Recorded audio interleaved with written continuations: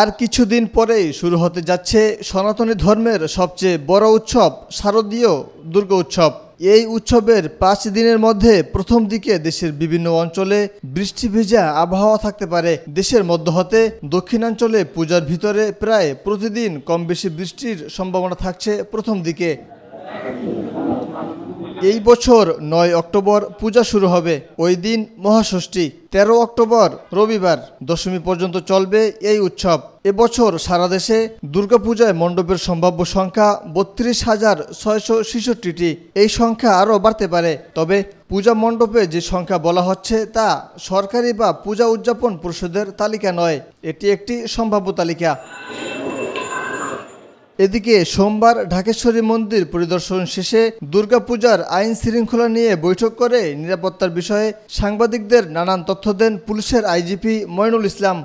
আমাদের 31,500-এর বেশি পূজা মণ্ডপ সেখানে পূজা উদযাপন করা হবে এবং আপনারা শুনে খুশি হবেন, ঢাকায় কিন্তু পূজার সংখ্যা বেড়েছে।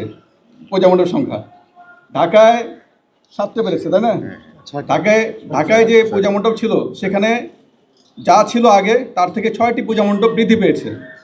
সুতরাং এটা এই কমা বাড়ার সঙ্গে অন্য কোনো কিছু জড়িত না। সিসি ক্যামেরার কথা যেটা বলেছেন, আমরা সকলকে অনুরোধ করেছি যে প্রতিটি পূজা মণ্ডপে সিসি ক্যামেরা, আইপি ক্যামেরা থাকলে নজরদারি করা সম্ভব হয় আর ভালো হয়।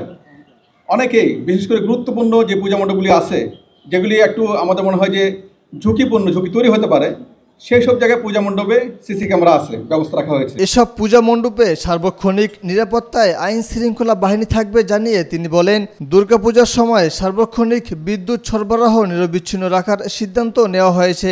নিয়োগ করা হবে স্বেচ্ছাসেবকও। অনেক মুসলিমরাই পাহারা দিয়েছে। আসলে বাংলাদেশে মুসলিমরা যে সবাই গিয়ে ধর্মের বিপক্ষে তা বলছে না, গুটি কয়েক লোকের জন্য আজকে আমাদের সনাতন ধর্মটা এত বিলুপ্ত। আমরা খুব বেশি বিশ্বাসী যেন আমাদের বর্তমান পুলিশ প্রশাসন এবং আমাদের সেনাপ্রধান যারা আছেন তারা আমাদের প্রশাসকের সাথে জড়িত, তারা যেন আমাদের পূজাটাকে অবশেষে একদম সুস্থ সবলভাবে করতে পারে। পূজা উৎসবে মেতে উঠতে অপেক্ষায় রয়েছেন সনাতনী ধর্মের সব বয়সী মানুষ। মণ্ডপ ও প্রতিমার প্রস্তুতি কতটা, এগুলো ঘুরে ঘুরে দেখছেন তারা। আশা করা যায় সবকিছু সুন্দরভাবে হবে, আমরা আশা রাখি।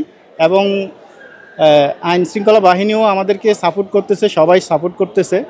তো আশা করি এবারের পূজা সুন্দর হবে এবং সুষ্ঠুভাবে আমরা পালন করতে পারবো। বাংলাদেশে যে সনাতন ধর্মাবলম্বী বা এই সংখ্যালঘু যারা আছে, খ্রিস্টান বা উপজাতি, কিছু অনাকাঙ্ক্ষিত ঘটনা ঘটতেছে এবং এটা এখনও চলতেছে। তো এইগুলো আসলে সবার মন মানসিকতা একটু সেম না, এক একজনের মন মানসিকতা এক এক রকম।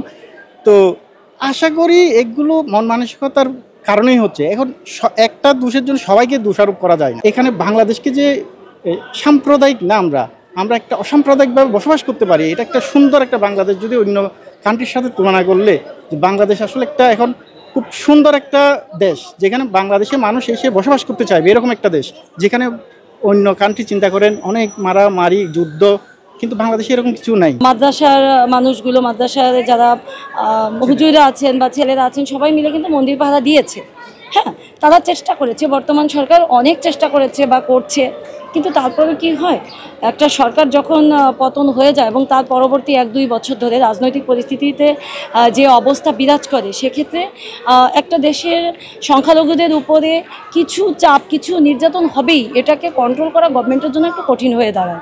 আর বর্তমান পরিস্থিতিতে যেহেতু আমাদের প্রশাসনও, পুলিশ প্রশাসন ঠিকমতো কাজ করছে না, আর্মি প্রশাসন কাজ করছে, বা তত্ত্বাবধায়ক সরকারের যে অন্তর্বর্তীকালীন সরকার যে উপদেষ্টা আছেন ওনারা চেষ্টা করছেন, কিন্তু এর পরেও দেখা যায় যে পুলিশ প্রশাসন অনেকটা নীরব। পূজার প্রস্তুতি আমাদের মোটামুটি অনেক ভালোই। আর যেটা নিরাপত্তার ব্যাপারটা কি একটু আনসিকিউরিটি সেফ ফিল করতেছি আমরা, যেহেতু দেশের অবস্থা এখন ভালো না, প্লাস দেশ স্বাধীন হয়েছে। আশা করি কিছু ভালো হবে আমাদের জন্য। মেন আমাদের পূজাটা যাতে নিরাপত্তা হয়, এটাই আমরা আশা করতেছি সবার কাছে, প্লাস আমাদের পুলিশ প্রশাসনের কাছে, যাতে আমরা খুব সহজে আমরা শৃঙ্খলাভাবে যাতে পূজা উদযাপন করতে পারি। বৈচিত্র্যময় ঋতুর দেশ বাংলাদেশে বৈচিত্র্যপূর্ণ ধর্ম ও উৎসব রয়েছে। আবহমান কাল থেকে চলে আসা সম্প্রীতি আরও অটুট থাকুক। সকল ধর্মের মানুষ নির্বিঘ্নে নিজ নিজ ধর্মীয় উৎসব পালন করুক, এমনটাই প্রত্যাশা সকলের।